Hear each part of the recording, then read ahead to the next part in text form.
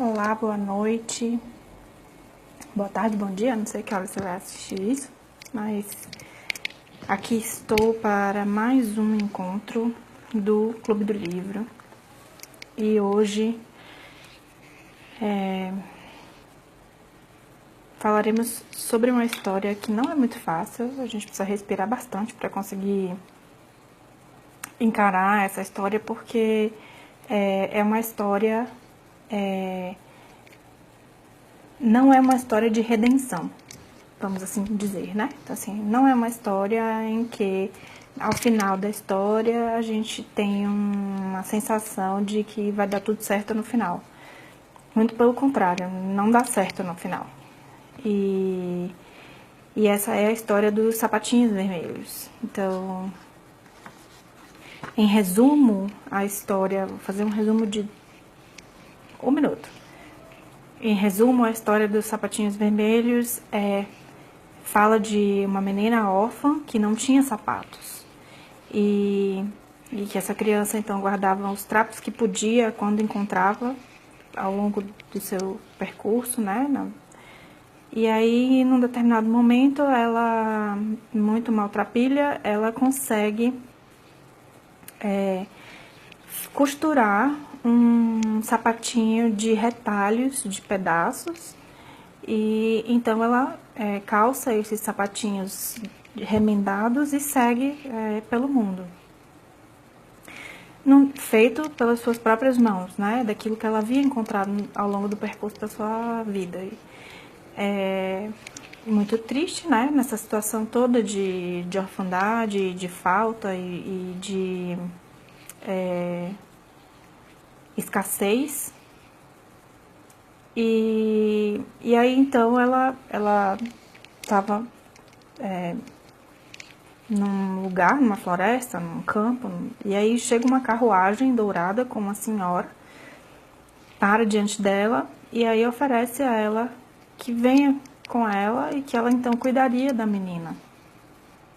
Uma senhora muito rica, então essa menina sai, então, da orfandade, e aí vai morar com essa senhora. E aí, então, ela passa a viver com essa senhora e ela tem tudo que ela não tinha antes, né? Tem casa, tem conforto, tem alimento, tem... mas tem muitas regras também. Então, assim, tem muitas regras que precisavam ser cumpridas. Então, ela precisava ser crismada e aí, num determinado momento, então, quando ela precisa ser crismada, ela vai comprar uns sapatos novos. E aí ela se encanta por esses sapatos vermelhos de couro e esse sapateiro, então, consegue burlar essa vigília dessa senhora e a menina consegue, de fato, comprar os seus sapatos vermelhos. E aí ela vai para a igreja com os sapatos vermelhos e, obviamente, é um escândalo, né? Então, um escândalo sem mais tamanho ela ser crismada com os sapatos vermelhos. Aí, então, a senhora que não tinha visto, não tinha enxergado aqueles sapatos, então fala que ela não poderia mais usá-los e guarda esses sapatos. E essa menina, então, sim, tem um efeito, né? Então, ela calça esses sapatos e os pés dela começam a se movimentar involuntariamente. E aí, esse movimento involuntário é um movimento de dança, então ela começa a dançar involuntariamente, causando ainda mais embaraço nessa igreja, né? Então, por um segundo momento, então, ela encontra esses sapatos e fica realmente muito atraída pelos sapatos e os calça de novo. E aí, os sapatos tomam vida e ela começa a dançar, dançar, dançar, dançar, dançar sem parar, até que ela sai pela vida, pelo mundo, pela floresta, dançando. Quando ela já não aguenta mais, ela entra, então, floresta adentro, e aí ela implora por misericórdia. Então, ela chega até uma choupana lá, então ela implora a esse carrasco que a liberte disso. Só que ninguém consegue tirar os sapatos dos pés dela. E aí o Carrasco, então, para poder resolver o problema da menina, ele corta os pés dela fora. E aí ela é, então, uma pobre menina órfã e aleijada, que nunca mais desejou os seus sapatos vermelhos. Então essa é a brutalidade e o impacto dessa história. Então, uma história que termina com essa perda dos pés. E aí a gente, né, tem muito material para trabalhar, porque a gente pode analisar o simbolismo dos pés, o simbolismo dos sapatos. A própria Clarissa faz uma alusão aí aos sapatos vermelhos como tendo uma relação, ela pincela sobre isso um pouco no capítulo, com a menstruação e uma série de coisas.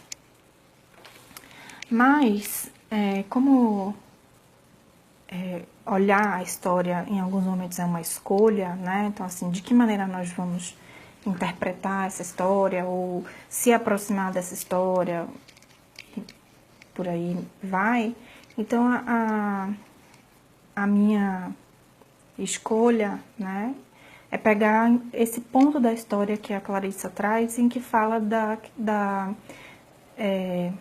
dos sapatos como sendo uma representação da nossa persona. E aí, por persona, a gente entende esse conceito junguiano que fala dessa máscara, dessa representação que a gente leva para o mundo. Então, por exemplo,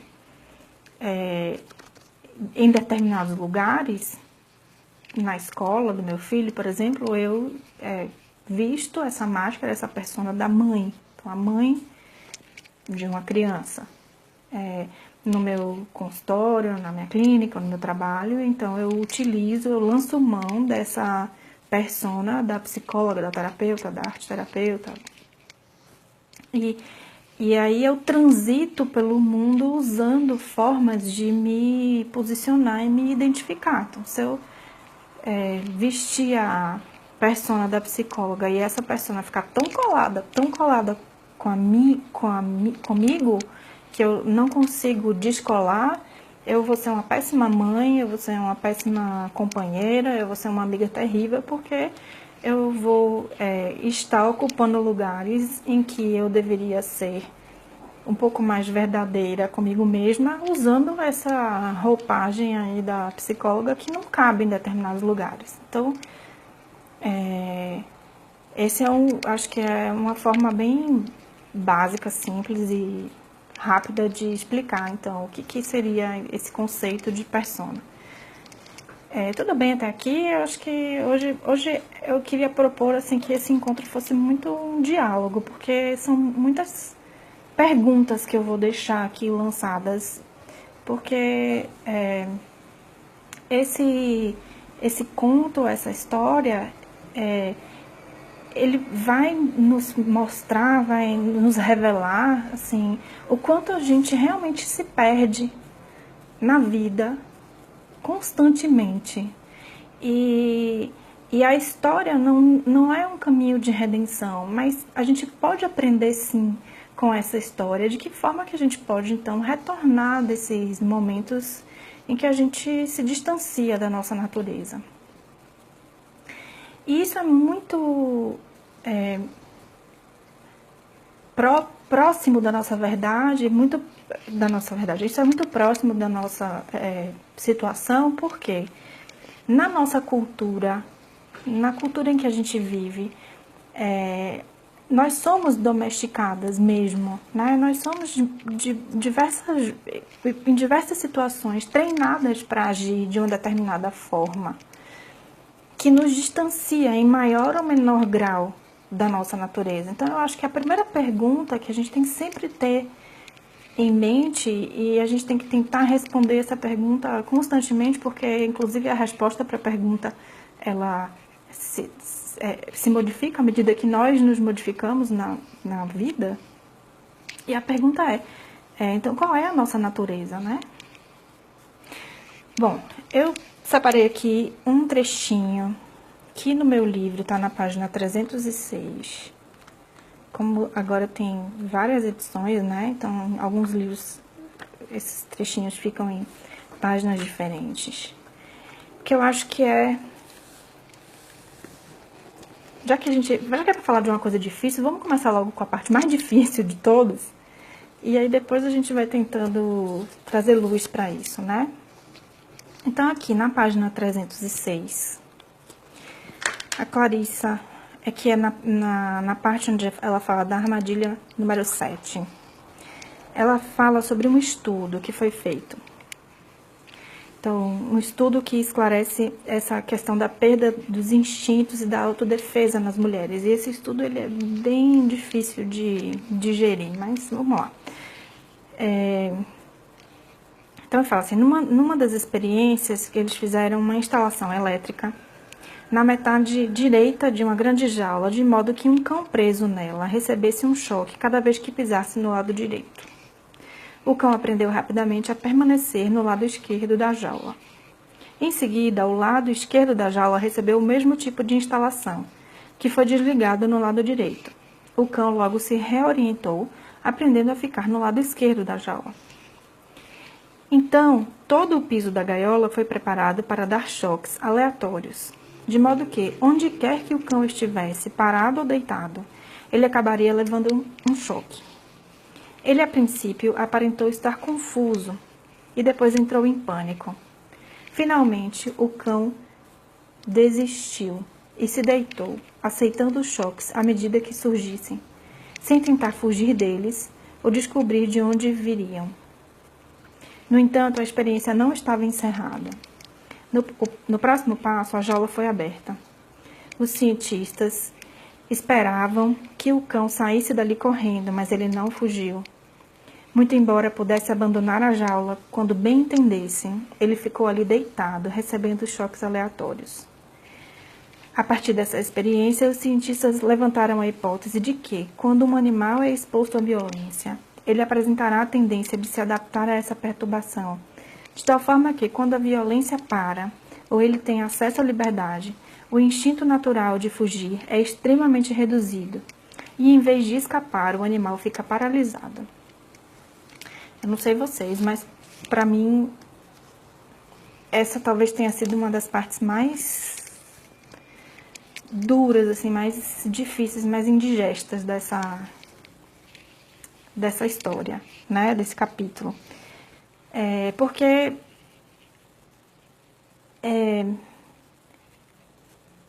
se acostumar com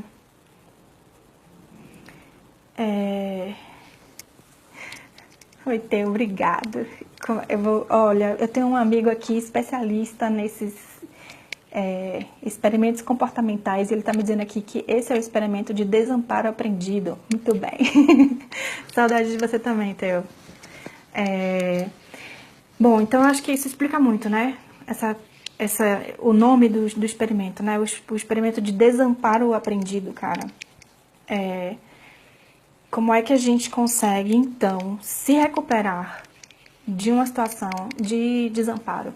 Como é que a gente consegue se buscar, se trazer de volta de uma situação como essa? E aí, pra mim, eu volto à primeira coisa que eu perguntei. A primeira coisa que a gente tem que se perguntar, e tá sempre voltando para essa questão, e tá sempre retomando isso, qual é a nossa natureza? Qual é a minha natureza? Onde é o meu espaço onde eu fico, onde eu sou eu mesma? O que compõe esse ser eu mesma? O que faz com que eu tenha uma identidade própria, que eu possa transitar por essas identidades necessárias no mundo, de psicóloga, de terapeuta, de artista, de mãe, de colega, de amiga,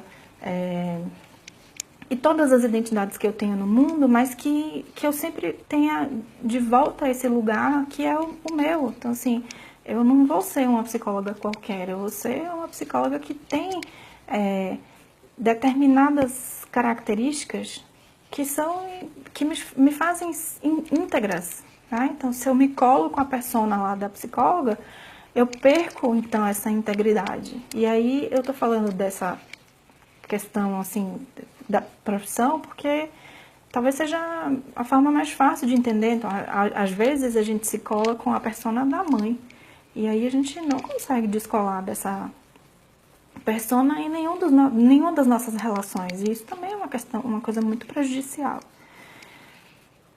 Então,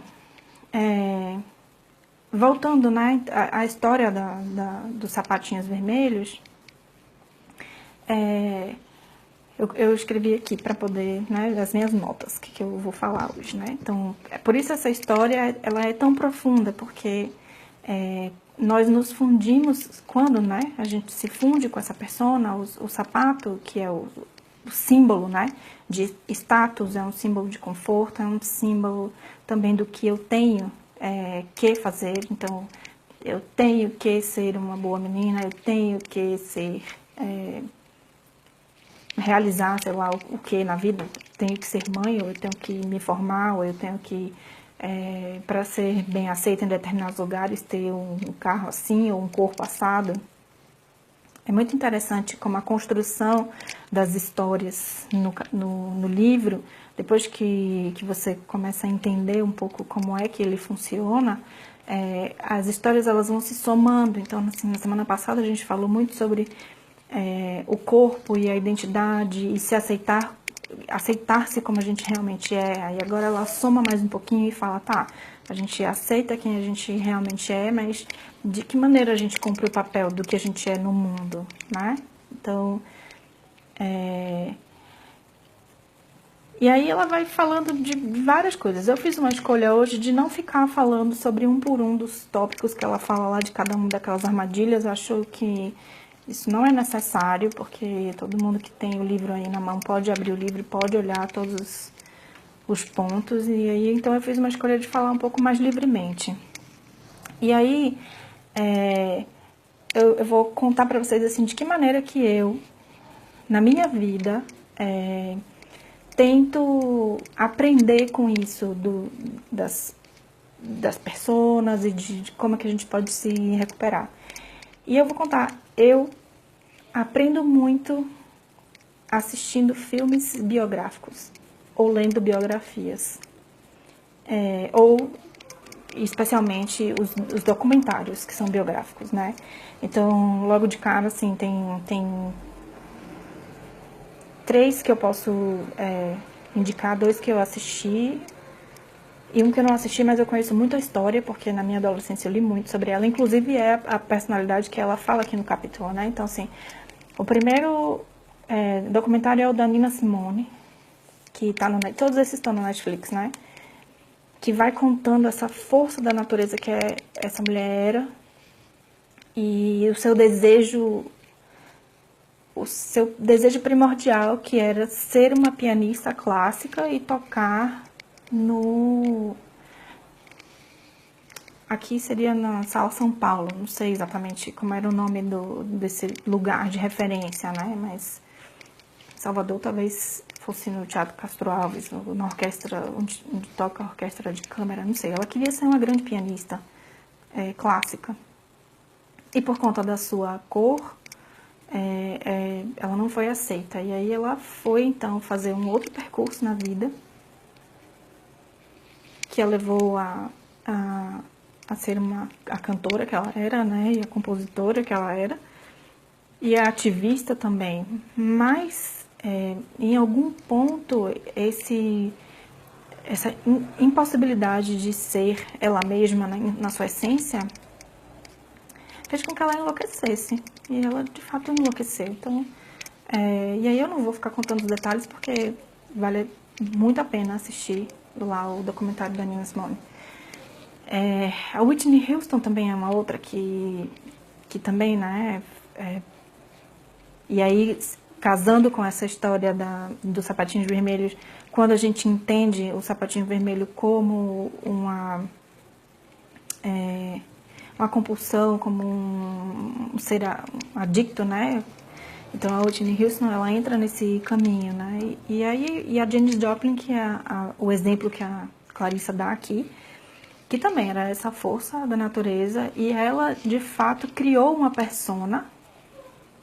Por isso que eu acho, né, na minha leitura, que esse capítulo fala sobre esse conceito de persona. Ela criou, inclusive, com um nome. Então, assim, ela tinha uma persona que era tipo uma personalidade 2 aí, que chamava Pearl, que é a pérola, que foi até o nome de um dos discos que ela gravou. E ali ela podia realizar tudo aquilo. Só que na hora que ela se fundia com essa personalidade, ela deixava de ser ela mesma. Então, ficava uma coisa meio desconectada dela enquanto essência e ao mesmo tempo livre para poder cometer qualquer extrapolar e ficar incontrolável, como um sapatinho quando ele começa a dançar sozinho e você não consegue parar, você não é uma escolha, você não para de ser, né, você não consegue descolar daquilo a ponto de cumprir o seu papel e depois voltar para a sua casa. Bom, aí um ponto que eu acho super importante é que na nossa cultura, a gente, enquanto mulher, é instigada, é induzida, é levada a ocupar esses papéis, muitos papéis. E aí, papéis, inclusive, que envolvem sapatos, né? Então, eu sempre penso, quando eu vejo uma mulher andando na rua, assim, com sapatos muito altos, eu sempre me pergunto, assim, cara, será que ela realmente gosta de andar com esse sapato? Não dói o pé, não? Ou será que ela tá fazendo isso porque ela precisa se adequar a alguma coisa? Será que ela não teria como se adequar, mas sendo um pouco mais condizente à sua própria vontade, ao seu próprio desejo e até à sua própria saúde? Então, acho que essa é uma outra questão, né?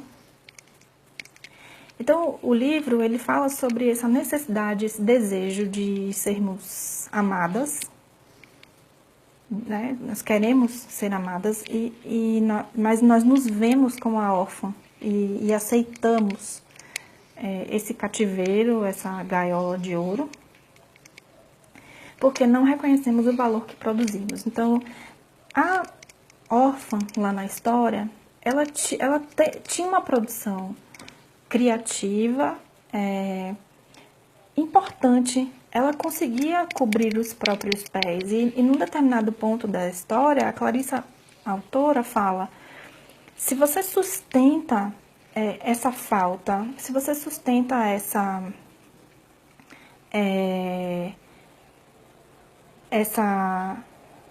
esse período em que você não tem a abundância, ou você está passando por um problema, uma dificuldade, mas que você consegue produzir aquilo ali com as suas próprias mãos. E você vai fazer um segundo, e aí depois você vai ter mais recursos, e você vai passar por todo esse processo. Vai chegar um ponto em que você vai se construir, se estruturar de uma forma muito bacana pelo seu próprio movimento. Mas existe, então, essa sedução de sair rapidamente de um lugar de muita falta para um lugar onde se tem tudo. Tem tudo, mas não tem liberdade. Kátia, o livro é o Mulheres que Correm com Lobos.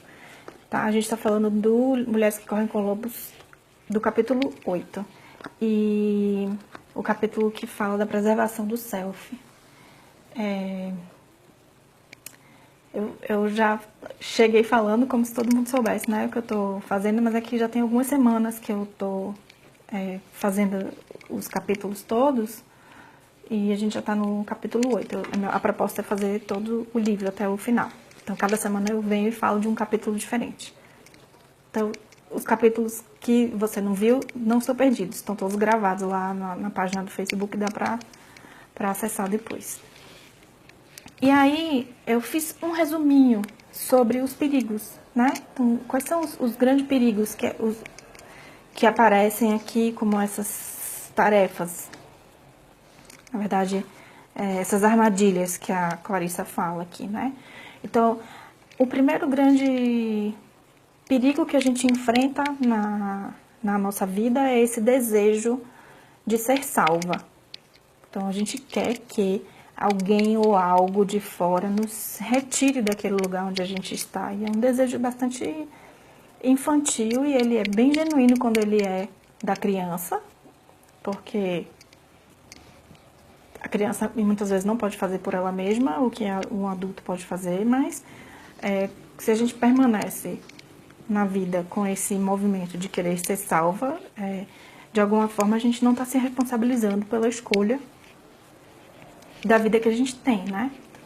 Então hoje eu estava tendo uma conversa aqui com uma pessoa e aí a gente estava falando assim, a gente não consegue escolher como é que a gente morre, mas a gente consegue escolher como é que a gente vive. Então, se a gente é capaz de escolher como é que a gente vive, não ficar esperando ser salva não é vida.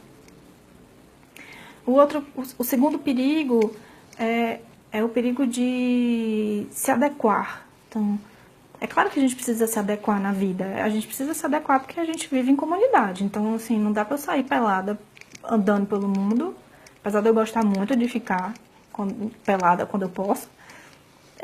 Mas não posso fazer isso o tempo inteiro. Então, eu obviamente preciso me adequar. Mas o me adequar significa que eu vou poder me vestir do jeito que eu quero e não do jeito que é esperado de mim. Que é uma grande diferença. Aí vem o terceiro perigo, que é o perigo de você se fundir com essa vestimenta, né? Então, assim, se você se veste de uma maneira que representa uma parte de você ou que você precisa usar aquela roupa, aquela farda e você se funde com isso daí, isso é um outro perigo. Você perde a mão, né? Você não consegue voltar desse lugar onde você está se colocando. Então, tem um conto de Machado de Assis que fala muito bem sobre isso, que tem a relação acho que é o almirante com a farda, né? Que ele não consegue, ele vai se fundindo tanto com aquilo que não consegue se retirar.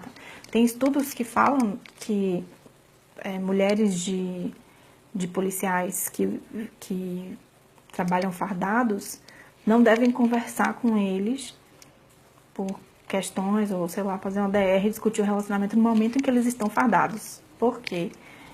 A farda faz com que o cérebro funcione nesse lugar de eu sou uma autoridade enquanto eu estou usando essa farda aqui, e aí a pessoa não consegue se sair desse lugar na hora que está conversando e você vê então o peso que tem o fardamento, né? Então, quem trabalha com jaleco sabe. Na hora que você veste o jaleco, acontece um negócio aí que parece que você incorpora uma persona que você precisa incorporar naquele momento que você tá de jaleco, mas daí depois você tira o jaleco e você volta a ser você mesma, né? Senão, aí você entra nesse outro ponto que é o perder a mão e o separar-se de si, né? E aí corre o risco de sucumbir a isso. E aí, sucumbir, a gente pode entender isso de várias maneiras, né? Existe uma forma de fazer uma leitura dessa história que fala sobre os vícios, fala sobre você se perder em compulsões. E aí, obviamente, as compulsões podem estar relacionadas ao uso de substâncias, as compulsões podem estar relacionadas a fazer plásticas no corpo, a compulsão pode estar relacionada a comprar muitos sapatos, ou, não sei, preencha a lacuna aí com a compulsão que aparece mais facilmente aí na sua cabeça. O ponto é que você entra num modo de operação que é tão frenético que você não consegue se descolar daquilo. Recentemente eu trabalhei com uma pessoa que me falou uma coisa que eu achei muito incrível, assim. Ela se deu conta que ela tem um ritmo de trabalhar que é um pouco mais lento do que esse ritmo que é imposto. E isso também é uma coisa que a gente se cola e se funde de um jeito que a gente não percebe. Porque o mundo está girando, né, tão rápido. Então, tanta informação, é tanta coisa, tanto saber. Então, assim, a gente tem que acordar tal hora, fazer outra coisa, fazer outra coisa. O que mais se ouve hoje em dia é que as pessoas não têm tempo. Mas aí eu me pergunto assim, a gente não tem tempo porque realmente a gente não tem tempo? Ou a gente não tem tempo porque a gente sucumbiu a essa espiral ensandecida de que a gente tem que fazer tantas coisas que não consegue reconhecer qual é o ritmo próprio de fazer as coisas, né? Ou o ritmo que seria mais adequado para si. E aí, obviamente, vem um monte de coisas, inclusive esses sentimentos de que a gente está perdendo alguma coisa se a gente não souber. Então, fica o computador com 2 telas ligadas, não sei quantas janelas abertas, e a gente tem que ver as notícias, tem que saber isso, tem tanta coisa. E não é uma coisa fácil, porque é uma coisa da nossa cultura que nos engole, então é difícil da gente perceber. Por isso que essa história, eu acho, do sapatinho vermelho, ela é tão incômoda. A bicha é incômoda, ela incomoda, porque todos nós, de alguma maneira, em algum ponto da nossa vida, em alguma coisa que a gente faz, a gente perde a mão.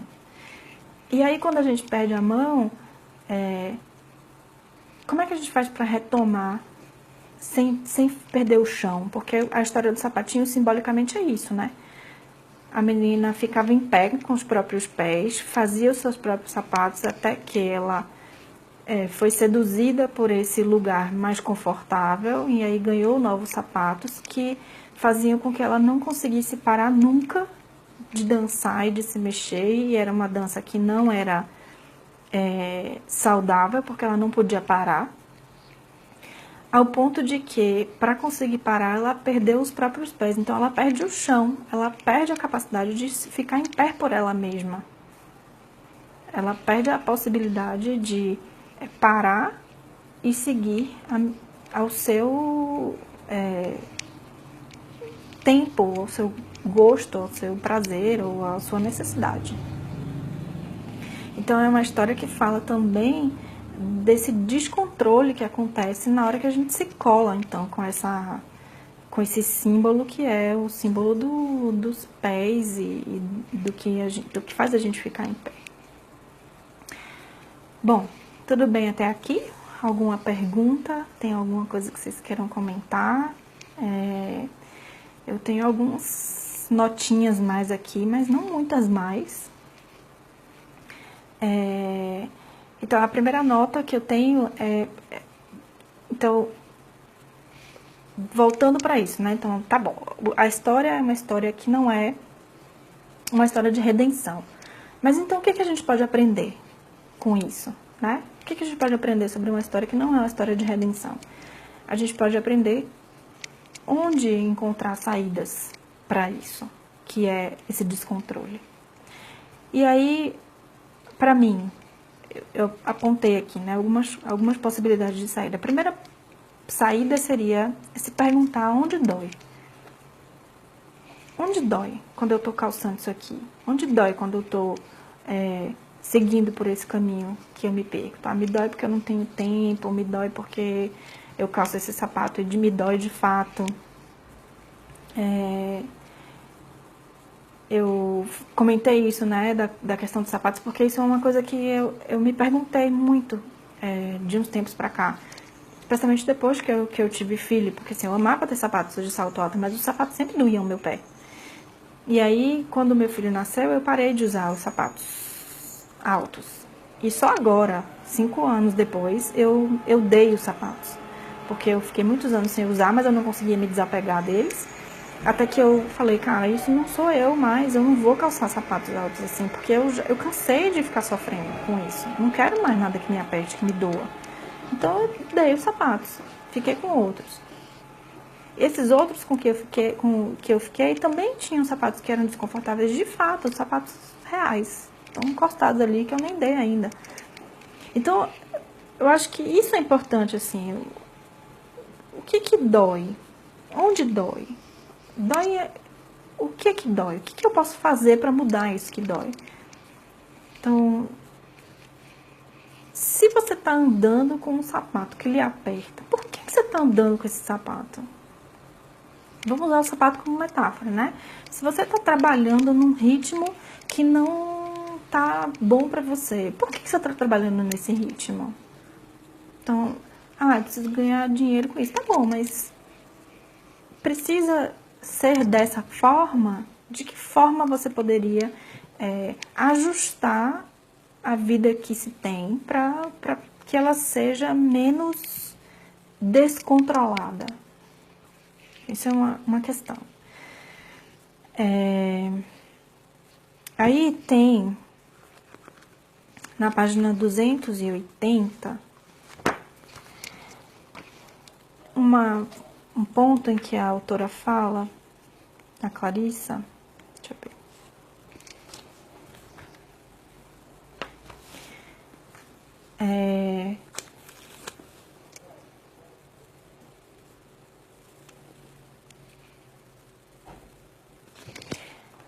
Ela fala sobre como é que a gente pode aceitar esses momentos em que as coisas não estão exatamente como a gente gostaria, sem sucumbir à tentação de pegar um atalho, né? Então, tô ali, tô fazendo meu trabalhinho de formiguinha, devagarzinho, lentamente. De que maneira eu posso caminhar sem precisar me perder nisso? Então, na página 280, ela fala: o fato de os sapatos serem vermelhos indica que o processo será de uma vida vibrante, o que inclui o sacrifício.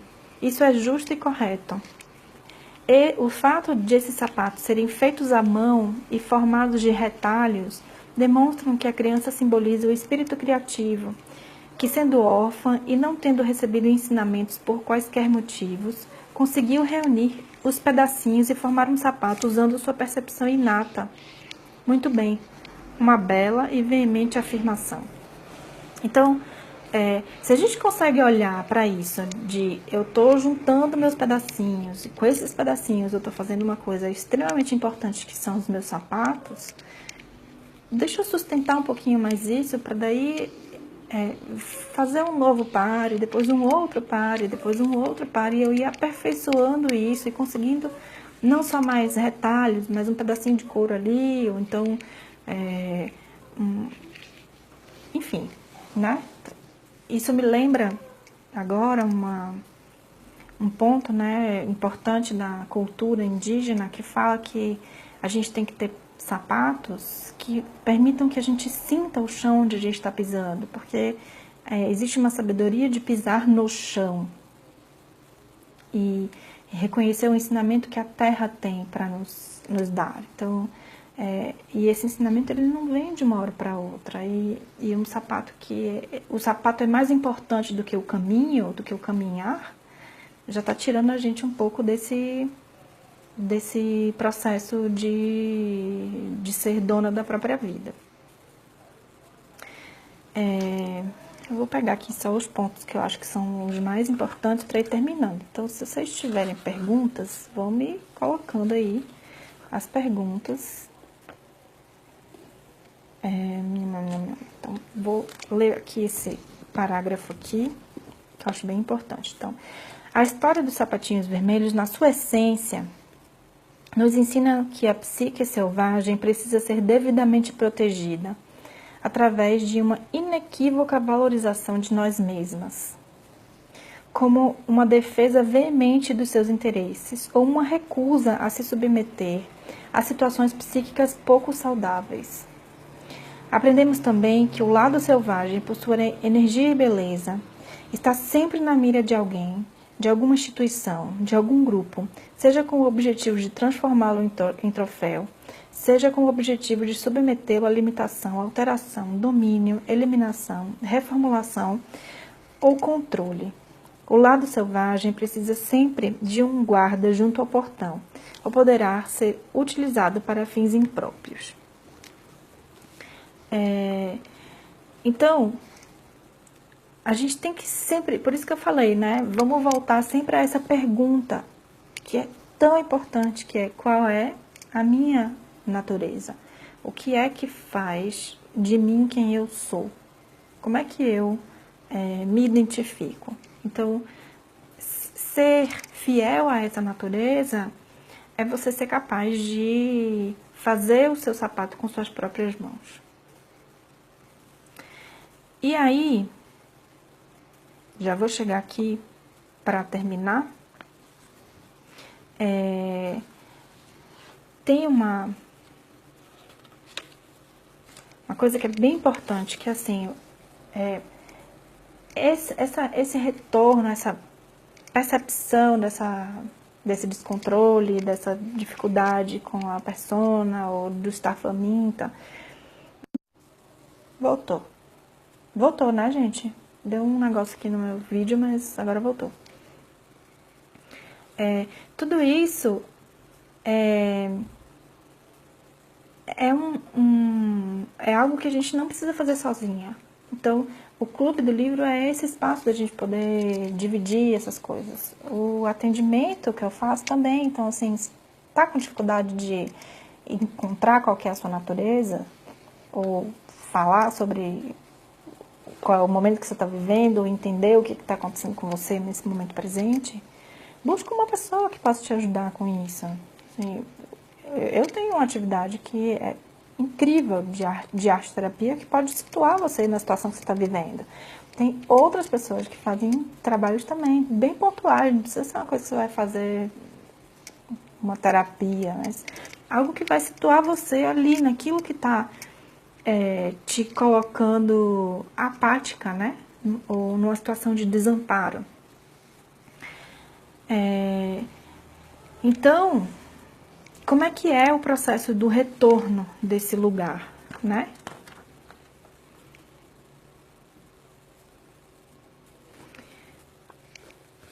Ela fala da gente recuperar a nossa vida com as nossas próprias mãos, e aí aqui na página 319, ela fala assim: para corrigir tudo isso, vamos ressuscitar a mulher selvagem na nossa natureza inúmeras vezes, sempre que o pêndulo estiver muito inclinado numa direção ou na outra.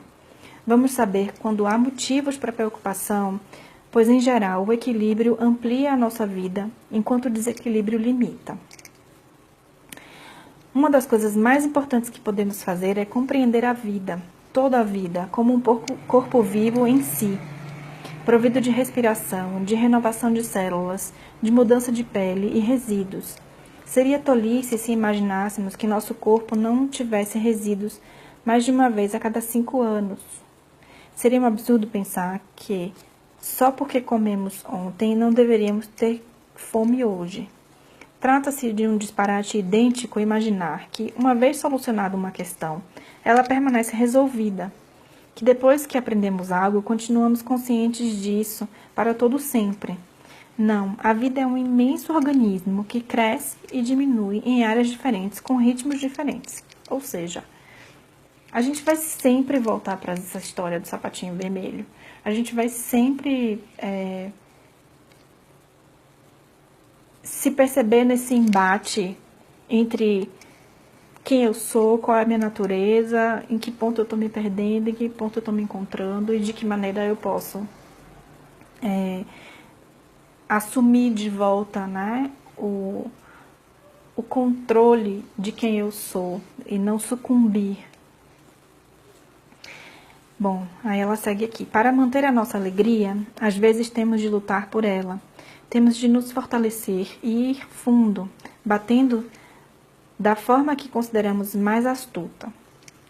A fim de nos prepararmos para o sítio, podemos ter de abdicar de muitos confortos por algum tempo, porque viver sem a maioria das coisas por longos períodos, podemos viver sem a maioria das coisas por longos períodos, praticamente sem qualquer coisa, mas não sem a nossa alegria, não sem aqueles sapatos vermelhos feitos à mão. O verdadeiro milagre da individuação e o resgate da mulher selvagem está em todas nós, começando o processo antes de estarmos prontas, antes de termos força suficiente. o conhecimento suficiente. Então, assim, o que eu acho que é o mais importante nessa história? Primeiro, entender que a gente está dentro de uma cultura que nos instiga a cumprir papéis.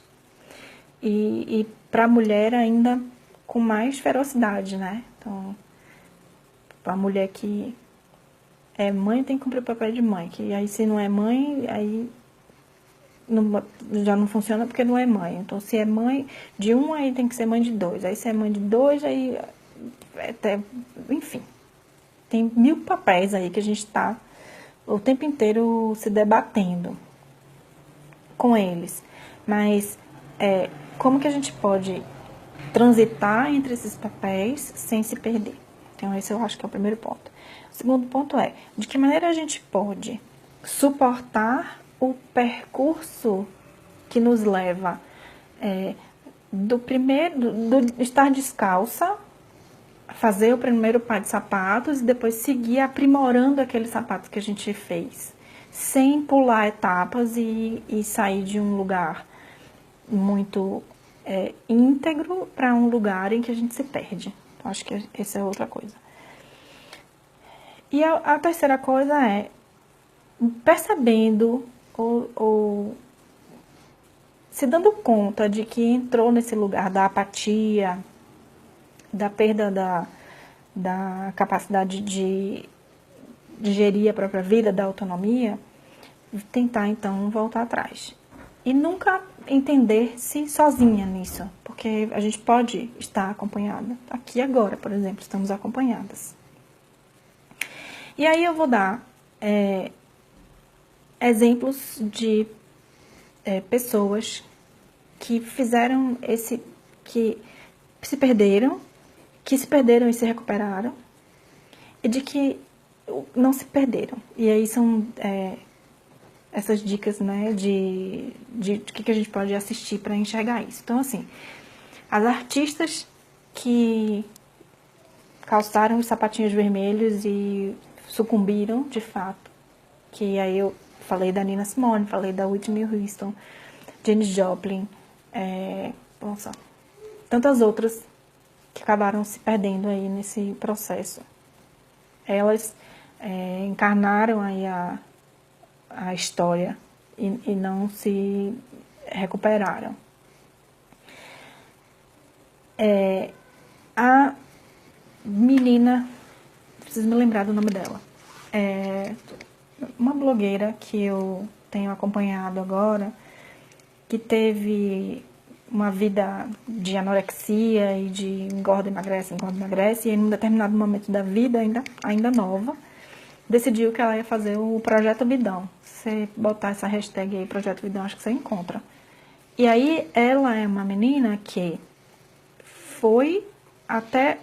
sucumbiu ao descontrole e uma série de coisas, e aí, compartilhando esse se perder, ela foi recuperando o percurso de volta e está inspirando várias outras mulheres, meninas, jovens, adolescentes, com um exemplo super bacana, inclusive desmistificando essa coisa do Instagram, né, de olha aqui como é que é uma foto real e uma foto que eu tô fingindo aqui que eu tô tão bem assim. Então, cuidado pra você não se comparar com o que você tá vendo aí no Instagram. Essa é uma das coisas que ela fala.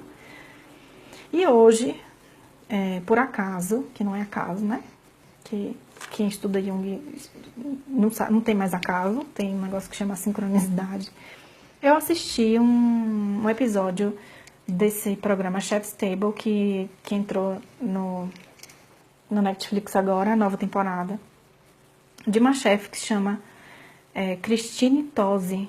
E essa é uma história de uma mulher que estava ali diante da carruagem com a passagem para essa vida super confortável, e ela falou, não vou ficar aqui onde eu tô, vou pegar os meus retalhinhos e vou fazer então o meu sapato do jeito que eu quero. Então, acho que essa é uma história super inspiradora, de uma chefe que, inclusive, saiu na contramão dessa gastronomia super ultra rebuscada e criou um império de delícias com seus cookies e outras coisas mais. Então, acho que vale a pena, quem tiver aí uns 40 minutos, assistir o que a Christine Tosi nos ensina sobre a gente não se perder nesse percurso de construir ou costurar os nossos próprios sapatos. É isso, minha gente, que eu tenho para falar hoje para vocês. Acho que essa história dá muito pano para manga. Quem quiser conversar comigo por mensagem privada, no direct do Instagram, ou por mensagem aqui no Facebook, por favor, escrevam, eu responderei a todas. Acho que uma das coisas principais que a gente tem que fazer é não ficar sozinha nesse lugar, porque a gente tem uma tendência de achar que nós somos as únicas órfãs com sapatos remendados.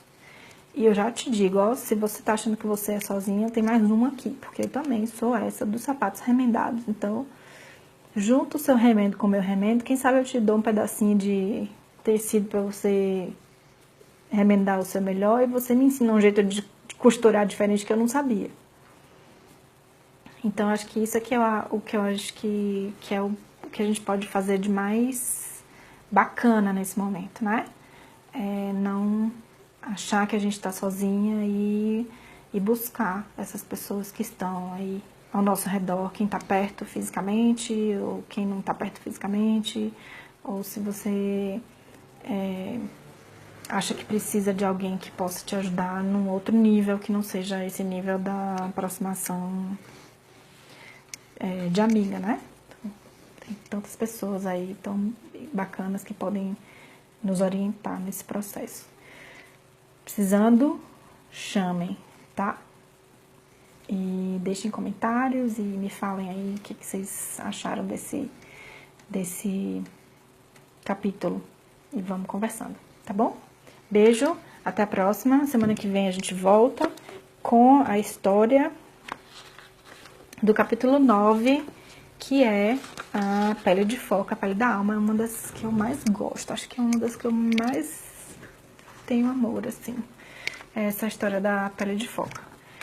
Vamos tentar entender que tem um percurso que a autora vai nos levando, né, desde o primeiro momento lá do selfie, ela faz a gente passar pelas sombras e agora chegou nesse ponto da persona e aí vamos então reencontrar com o selfie, com o retorno do selfie no próximo capítulo. Fabi, tem os outros capítulos, estão gravados lá no Facebook. E essa semana, acho que quarta-feira, eu vou colocar eles lá no meu site também, tá? Então, na minha página do Face tem todos, que você pode assistir, desde o primeiro, do Laloba até agora.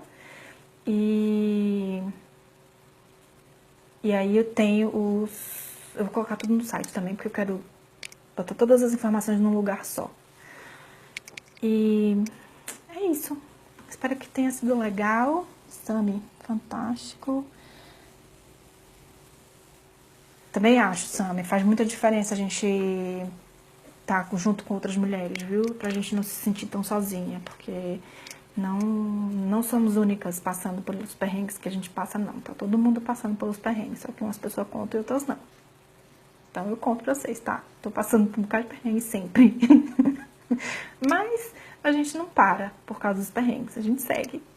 E por aí vai. Remendando lá os sapatos, tá bom?